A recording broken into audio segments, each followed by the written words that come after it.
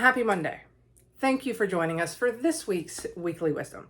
Now, last week we talked all about New Year's resolutions, and I have to say that my New Year's resolution this year is to stop driving my social media team batty by not getting them the Weekly Wisdoms until the very last minute. So I'm very proud of myself. For the first week, I am succeeding.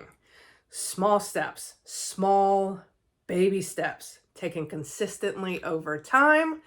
That's what we talked about last week. That is what I'm putting into practice. Katie and David, you can let everybody know in 3 months if I have kept up with giving y'all weekly wisdoms ahead of time. But anyways, that's not why you're here. Why you're here is to hear about what we're going to talk about this week. And this week we're going to talk, it's a little bit heavier of a topic, but also one that took me by surprise and is really important.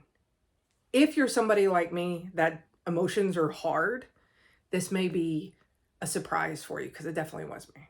Now, if emotions are wicked easy for you, this is probably not a surprise for you, but it's helpful to understand that some of those that you're leading, maybe your partner, your kids, it may be difficult for them.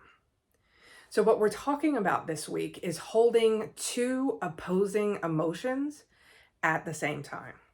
Now, y'all know 2023 was a beast of a year. I lost my mom.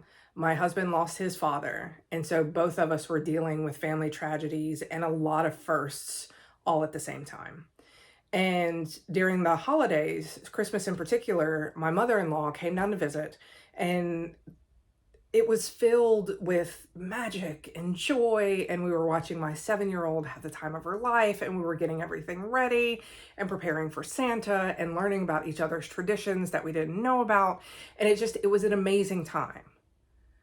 But it was also a really hard time because it was my husband's first Christmas without his father, my first Christmas without my mother.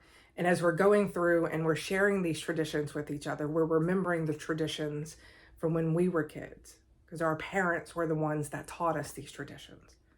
And with my mother-in-law being with us, she was mourning her husband, not having Christmas with him. And it was a very odd moment when my husband and I were going on a drive to pick something up from the store, and we were talking, and we hadn't really shared what was happening in our heads. We're both grieving. We're both dealing with this massive loss, and we're both trying to be respectful of what the other person is dealing with as well. And I asked him how Christmas was going, and he said that it was going well, but it was also hard. And that started this conversation between us that was one of the first real conversations that we had had about this, that it was weird to be holding so much joy and so much love while also holding so much grief and so much sadness. And it was a really big aha moment for me, because I can remember it as a leader when I would have employees come in that had dealt with this big tragedy, and they're like, you know what, I just want to work. And while they were at work, they seemed absolutely fine. But then something would happen. I would have forgotten their tragedy. Obviously, they would not.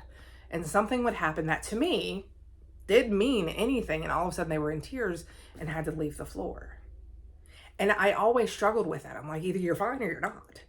And it wasn't until going through this that I realized that you can be fine and not all at the same time. Or you can be one small moment or memory away from fine. That's what happened to me.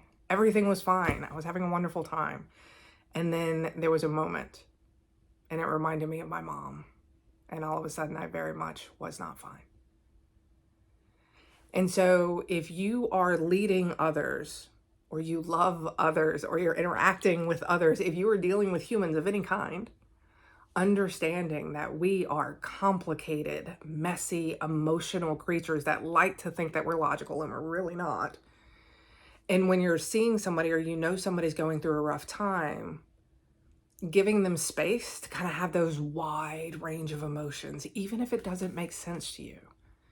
Because it doesn't have to. Nothing about this makes sense. One day I'm thinking of my mom and smiling and loving all of the memories. And the next day I smell her old perfume, and it's a gut punch. So these things can happen with divorces, with your kids leaving home for the first time, with losing your house or losing a parent or losing a job. All of these big moments cause grief. And so understanding as somebody is going through those big moments in their life, that they may be holding joy here and holding sadness here at the same time. And it's not for us to understand or judge. It's for us to give us a space that allows that. That was my big aha over the holidays. I had never held two opposing emotions, such big, powerful opposing emotions at the same time. So that's this week. I hope that you have an absolutely amazing week. Don't forget, as always, you got this. I'll see you next week.